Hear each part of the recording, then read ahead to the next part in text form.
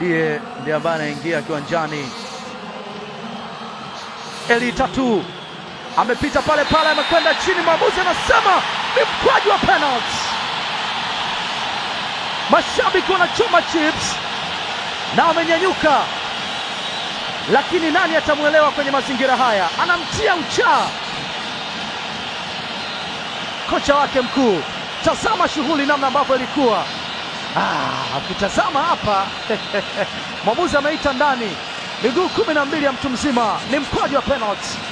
Alikwenda akamvuta hivi kama kibaka maeneo fulani hivi, mlinzi wa kati Munir Shafii, lakini alikataa kata.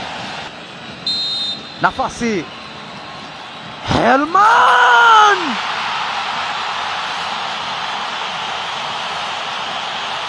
ameujaza mpira kwenye net. Penalty tamu mno, penalty nzuri sana kuitazama. What a penalty and what a player. Daniel Muhoza imewekwa cross ndani kule, bao la pili. Ni 2-0. Wanapasuka tena, wanatoboka tena KVZ. Shangwe na vigelegele katika kilele cha furaha. Wameshauriana vya kutosha, lakini kitakachobaki ni kulaumiana mazoezini. Hapa ni sehemu ya kumalizia. Dakika chache tu zimemtosha kutambulishwa mchezoni na kufunga bao. Unaweza ukasema alikuwa na bao lake.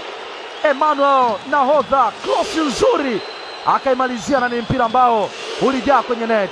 Wamepiga pale pale kwenye mshono, wamepiga pale pale kwenye kidonda kibichi kinachotiririka damu ya kutosha, ndiko ambako wamekwenda wakakandamiza msumari wa moto.